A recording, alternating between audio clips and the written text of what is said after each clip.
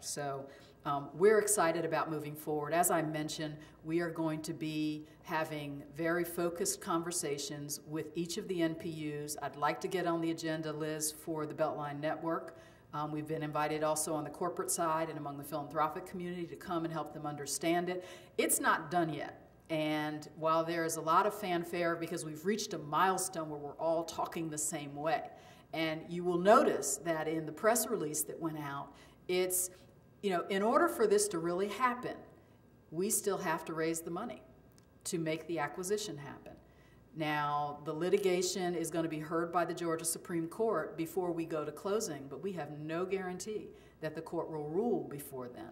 And so what we're now having to do is call forth the best of Atlanta, of its financial partners, of its financial capacity, of its private partners, and asking them to come forward and provide interim financing for us so that we can effect this transaction and get this transit thing going before we lose our window and continue to face pressure of being cut out of state and federal transit opportunities for funding. And so we've still got to get through that. All of the parties are cooperating, even though the Masons are not a partner in the private-public partnership, and that's one of the requirements at this point, that it really does transfer over. We're reliant on them to be cooperative with us. There are some requirements in their documents when they bought the property from Norfolk Southern that only they can perfect their rights on behalf of those of us who are getting ready to buy it. And so, to their credit, they're being cooperative with the city. We look forward to that continuing, and we look forward to the Northeast Corridor really moving aggressively to realize the vision that everyone was so excited about when the redevelopment plan was approved. So it's a creative solution, it's a practical solution, it's one that I've got more gray hair than I came here with, trying to balance all the competing needs and all the interests, but it really is the beginning of what we think is going to be workable. And for the neighborhoods, we want to just assure you that there was nothing given away in these conversations that you're going to say later, oh no, you've done us in. Not so. We have sat and worked very carefully with the Bureau of Planning this week to work out a schedule so that we can get pretty far along into the master planning process and possibly even complete it before we even look at site plans. And so there will be a chance to look clear-eyed and without the duress that sometimes happens at land use needs. We're going to look concurrently at transportation and access issues and be very clear about what is needed to support any development. And so it's really, this has a chance to be a different kind of conversation. There are a lot of perspectives on why the conversation broke down previously, but that past is behind us, and we hope to move forward and really make this project a success, not just for the rest of the city, but also for the Northeast Corridor. So with that, I'm going to just remind you that there are 4 NPU meetings where we're scheduled. I'm not going to be presumptive and speak for E and F because those dates are still being confirmed by their leadership. But on August 13th, Derek Mattori, we're going to NPU-M. I believe that one starts at 6 p.m. And unfortunately, Derek, I'm going to do this to you, but see Derek if you want to know where the meeting is and all that. I don't have that handy, but we will try to get that up on our website or on the ADA's website. So if you want to attend each of the 4 meetings, you know where they are and when they're scheduled to occur. NPU-N, Anna Capella is that Anna Capella?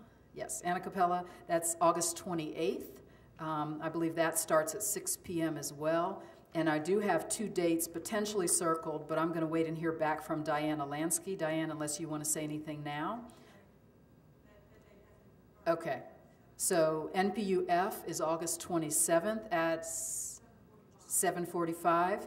And then NPU-E, I spoke with Michael Rothman this afternoon, and we're trading emails. He's going to get back to me as soon as we have a definite date. So those 4 NPUs, we're going to come. Barry is going to come with us. Ben Rainey is going to come, and we're going to just have a conversation. And hopefully by the time, with their NPU-M accepted, just because it's Monday, but by the end of the month, some of the details that are still unresolved and that we still need to fine-tune and documents that still need to be developed, we hope by the time we get to those sessions, we'll have more specifics that we can share. I want to be very forthright and as open as we can about where we're headed, what we're doing, because this really is a community project and a community conversation, and we take very seriously that stewardship, and we want to have the vision realized within budget constraints. I mean, we've got some realities. The reality is that we're buying the property a year later than we thought, and we are already seeing indication on the green space that property values are rising at between 10 and 70%. And so there is pressure on us to now live within a budget that didn't contemplate this kind of a delay. But we're going to work with it. We're going to make the project a success, and we appreciate in advance your participation. I know I can count on you to be vocal and ask good questions and hold us accountable for doing a good job. With that, let me just open it up more broadly to questions to any one of us, to Valerie, to Ed, to Nate, and myself. Yes? Yes, please stand up and call out your name. We actually have some mics, so can we have the roving mic handlers being positioned and ready? Bob, right here. Actually, Rob, I'm going to ask you to cover this side. Okay. Yes. Yeah. Yes. Hi. I am going to be a resident of Berkeley Park, and it has the distinction of having no park, even though it's called Berkeley Park. And the neighborhood is desperate to actually have a park. We are on the Beltline, and I see that, you know, on the image that it's mentioned as Berkeley Park, but there's no park in association, you know, with work within the framework of the Beltline. Are you and other people within the organization open to helping a neighborhood like Berkeley Park to obtain the land within the confines of its neighborhood to have the park that we have so desperately wanted for so many years and really haven't had the support from the city to have that park? The answer is yes. We want the Beltline Park and the Beltline commitment to parks to be a stimulus for more and more investment in parks. I was interviewed yesterday, as I mentioned, and I was asked, how does Atlanta compare to cities of its size? And boy, is it scary. I don't know if you all, some of you are very familiar with statistics, but based on the Emerald Necklace study that Trust for Public Land and Alex Garvin did a few years ago, Atlanta had 3.8% of its land area as parkland, and that compared to cities of comparable size, Philadelphia, Portland, they were in the kind of 12 to 16%. And so even after we add our 1,300 acres, we're still going to be way down that list. Now, that said, we have, through the 5-year work plan, we do have some parks that have already been prioritized and City Council has approved, but that does not mean in tandem with the Bureau of Parks, the Department of Parks, and other private investment that's coming in on the heels of the first wave of Beltline green space investment, that we're not going to have resources or the ability to help with Berkeley Park. So I would say, you know, at this point, Paul, what's your suggestion on that? She's asking who can she contact and kind of better understand plans maybe for that area.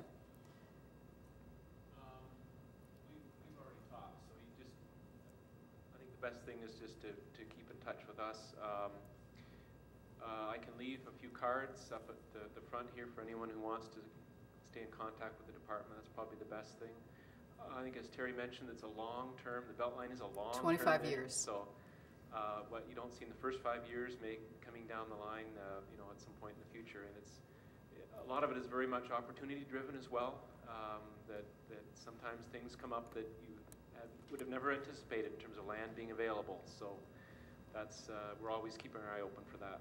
And I think, you know, the Bellwood Quarry is a great example of that. No one expected that that would be the first acquisition. The idea was hopefully sometime down the line we could get to West Side Reservoir and Park, and now that is the crown jewel and the first out of the gate.